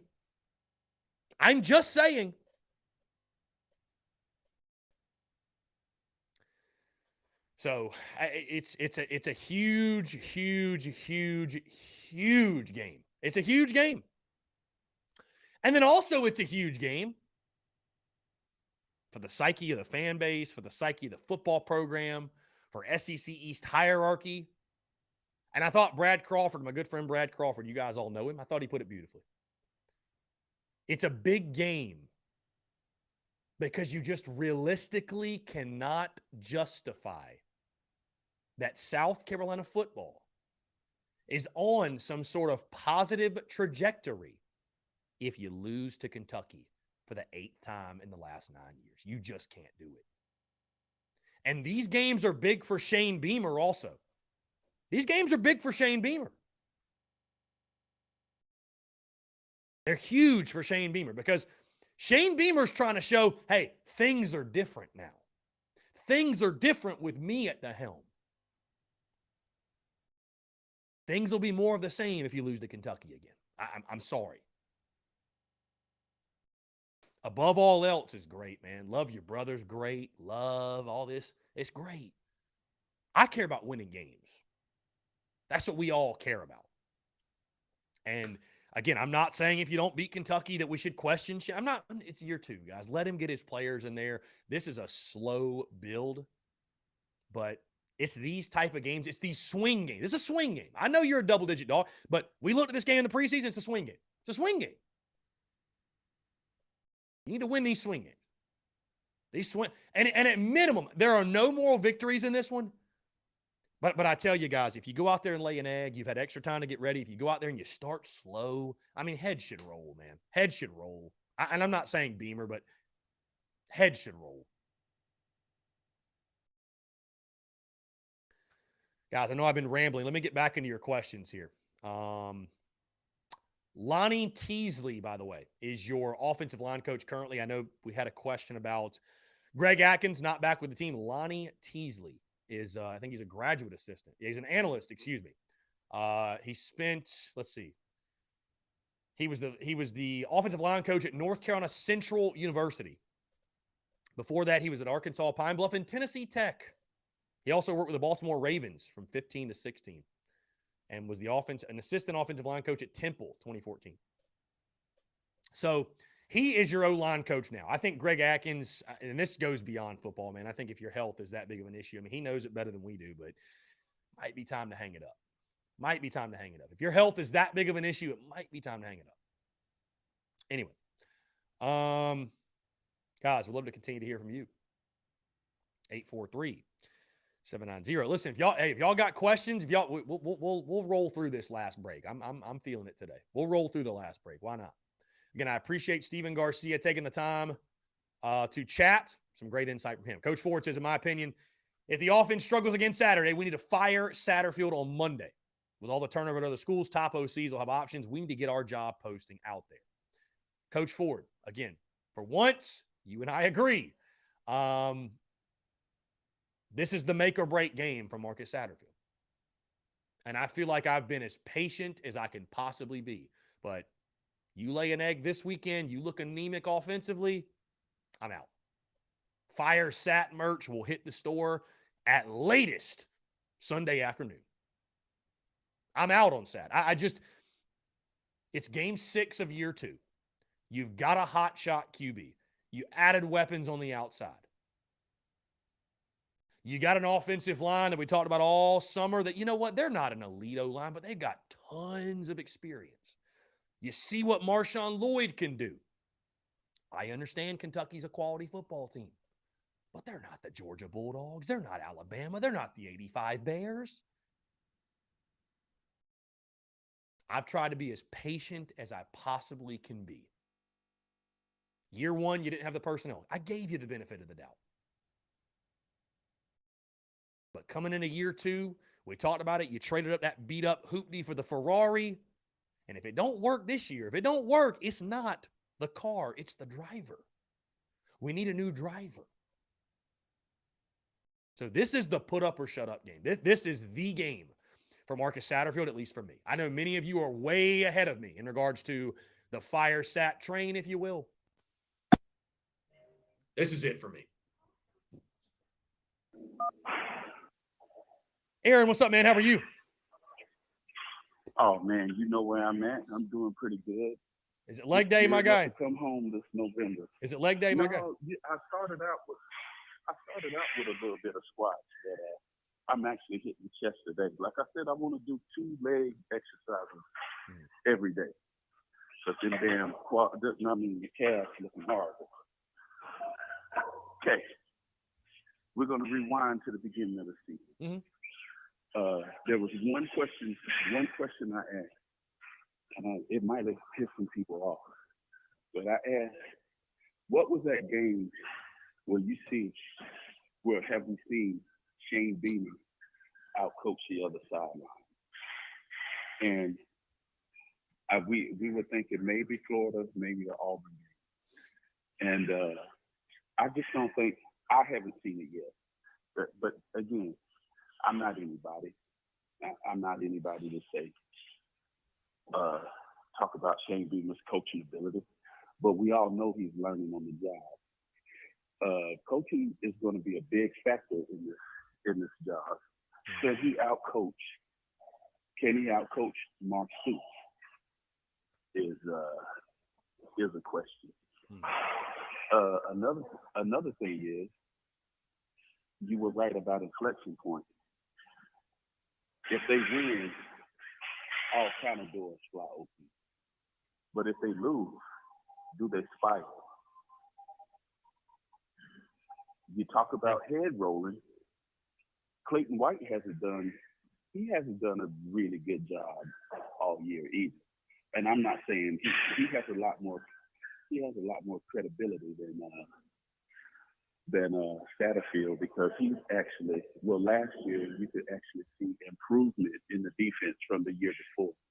But I knew it was going to be difficult this year because you lost one of your best defensive linemen, you lost your best defensive back, and you lost some quality, South Carolina quality depth on the defensive at the linebacker and and defensive back and defensive line. So I didn't see an improvement on that anyway. Add on top, you knew it was going to be freaking ridiculous to get 25 turnovers. It's just, I mean, it's a ton of, this year could be an uphill battle, but I really want to see Shane Beamer's coaching chops, where it was just a masterful coaching job, and I've yet to see that. Yeah, I mean, you need to coach well. Bottom line, you need to coach well. Yeah, I mean, you need to have the game plan, a great game plan in place. There'll be no excuse not to have one, man, especially with extra time to get ready. I was talking to my buddy about this Saturday night. We were watching the Georgia games, the Clemson games, all different types of college football games. And we were just making the point, man, that it's like, I feel like even when we have success, I don't know, it just doesn't look like I want us to come out Saturday and just like kind of look like we know what we're doing. I don't know if that even makes sense, but it's like, it's this uneasy feeling, like almost like when it works, you're surprised. You know what I mean? Like, well, it does make sense. And we've been blaming Satterfield, but these bad starts aren't just on Satterfield. I mean, he's the number one whipping boy. Yeah. But when you these road games, when you look the way I almost said when you look the way the football team has looked, that's a bad reflection of the head guy, not just a coordinator. You can't go past the head guy and absolve. I mean, you can't just go to the coordinator and absolve the head guy of responsibility. I just want to see it, man. We know he's here for the long term. Recruiting has a major uptick. What is it going to look like if we lose this game? If they lose this game, what is it going to look like if this season doesn't turn out to be the best season? Yeah, I'm just, I'm not down. I'm just, I'm waiting. I want to see this team step up and play a good game and not wait for it to come to them. Go ahead, go and take it. Yeah. Yeah. I mean, something's got to give, man. Something has to give. Something has to give. See no what's doubt. going on. You have a good day, man. Aaron, I appreciate you, my guy. Crush it today in the gym. All right. Yeah, man. Take care. Oh, I might have hung up. I apologize, Aaron. Let's see. We got to jump to the text line real quick. Let's see. If we don't fire Sat soon, the pressure is going to shift to Beamer, and there is going to be shame on him. Well, I mean, that's why I said that it's great that you brought him back, because the blame is on Sat, not on Beamer yet. Justin texts in, what are your thoughts on Wisconsin and Colorado football coaches being fired yesterday? A lot of pressure to win, man. It's not getting the job done. You pulled the trigger. I mean, it's just that's it. That's it. It's a high pressure job. It's a results oriented business, and if you ain't getting the job done, your ass is grass.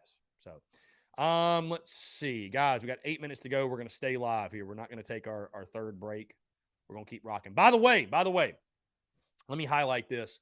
I know on the schedule it says that we have a watch party Saturday at Carolina Ale House in Augusta, Georgia. We will actually not be having that, guys. Because I've got the wedding on Saturday and I can't be there. And I talked with the Ale House folks and they said, no, it's fine. You don't have to throw the party. But I just highly encourage you, no matter where you are, if you're going to leave the house, go watch the Gamecocks, go to your local Carolina Ale House. They've got tons of beer on tap, plenty of TVs, great food. Head out to Carolina Ale House. So please be sure to do that and go support, show love to Ale House as well. Appreciate them and looking forward to getting back there for our next watch party and our next event. Tyler Knoll says, who would you say would be the interim OC of Satisfier? Probably Justin Stepp, I would imagine. I mean, that's kind of the first name for me that comes to mind. I'd probably say Justin Stepp. So, yeah. Let's see. Somebody texts in, what are you benching these days? I don't know, man. I ain't done a max in quite a long time. Haven't done a max in quite a long time. So,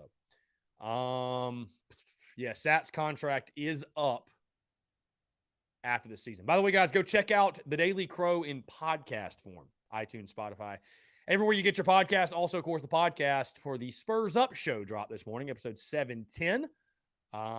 Appreciate you guys tuning in, rocking with it. I know many of our TDCers also listen to the podcast at 5 a.m. right when it drops. So thank you. I appreciate that. I appreciate y'all. Coach Ford is in my face going to be on the Firesat shirt. Not quite, Coach Ford. Not quite. Not quite. Not quite. Good guess, though. Justin Martin, Chris, do you see Paul Christ coming to South Carolina as OC? Well, we got to have an opening first, my guys. We got to have an opening first. But again, this is a huge one, as I said before, the inflection point. The season's going to go one direction or another, and this game's going to tell the tale. I hate to put it all on Kentucky, but it's just you can't look at your program and say, because I think a lot of fans have this inflated view of our program right now. I say inflated view, but if you don't beat Kentucky, that has to go to the wayside. I will tell you this, and we'll see. We'll see. I won't say what I was going to say yet. I won't say it yet because the beautiful thing is you never know. We might beat Kentucky. We might beat A&M, guys. We might be sitting here in 3 weeks, this exact same spot, and we're 5-2. And all of a sudden, the season looks completely different. I mean, you never know. You just never know. But it starts against Kentucky. It starts in a place, guys, you have not won in Lexington in a decade. You realize that? You haven't beaten Kentucky and Lexington in a decade. And here's the thing. I'm not trying to crown Kentucky as some great football team. I don't think they're all that good. I just don't know what we are. That's the problem. I think Kentucky at 13 is still overrated, but I just don't know what we are. A quality football team will beat the Kentucky Wildcats, but are we a quality football team?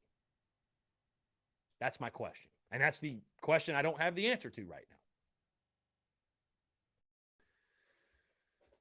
Anyways, you guys want to squeeze in a call, 843-790-3377, 798-437-90-3377. So, Travi, I think you just have to give credit to Kentucky, man. I think you have to give them credit. I know you don't want to. I know nobody wants to, but you have to. You don't have a choice. You just look like an ignorant fool if you don't, because of the fact how they've beaten you. Jesse Jacobs says he hasn't proven anything talking about Justin Stepp. He can't recruit any receivers out of high school. So what would he do as OC? Well, I mean, Jesse, if you fire Satterfield, I mean, you're not making Stepp the permanent OC, but somebody's got to call plays. Who else is going to call plays? Montario Hardesty? Lonnie Teasley? Beamer himself? I mean, I don't know. Jody Wright, he going to call plays? I mean, it's just going to be a fill-in. That's all it's going to be. Hunter Johnson, if we win the next 2 games, do we find ourselves in the top 25? I don't know. No, we don't. I don't think so. No.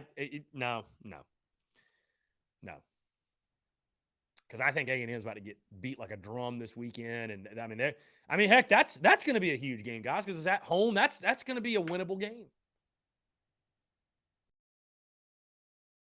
All of a sudden, that turns into a winnable game. But feelings going in that A&M game kind of hinge on what happens this weekend. It's like I said, I'm really, as much fun as beating up on CLT and SC State, where I'm really happy we play a team this weekend with a pulse that we can really take things away from the game. Charlotte and SC State, fun. You can't take anything away. That's why we have to overanalyze them, because you can't take anything. You have to take it all with a grain of salt. Now we get back into games that matter. Now we get back into games that will tell us something. Going to tell us a lot about Kentucky, too. Maybe they're a fraud. Maybe they're a poser. And maybe we can help expose that. That's what we all hope. And like I said earlier, a quality football team will beat Kentucky. I just don't know if we're a quality football team. I don't have the answer to that question yet. We will find out a lot on Saturday night. Courtney Washington said, Chris, I think you're underestimating Kentucky. I don't think I am. I don't think they're the 13th ranked team in the country. I mean, I'm not saying they're a terrible football team, Courtney, by any means. But I don't think they're the 13th best team in the country. I'm not saying they're a bad team. I'm just saying they're not some, oh my God, it's not some daunting task. I'm not trying to, I'm not even saying it in a disrespectful manner. I don't think they're the 13th best team in the country. Maybe they are. Maybe they'll run all over us and we'll have no answer. But again, if we start slow and we lay an egg and we see a lot of the same things we've seen, I mean, heads should roll, man. Heads should roll. There's no excuse. There's no excuse for not having your best.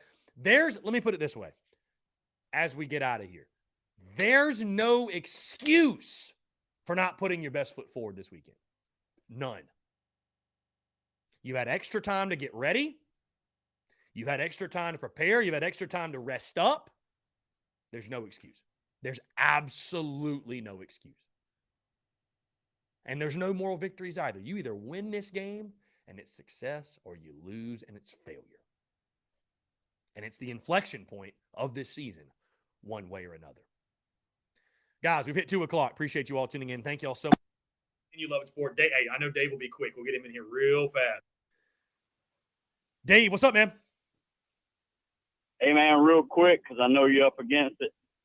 Does Wisconsin firing their coach have any impact on another school making a change at offensive coordinator mid-season now?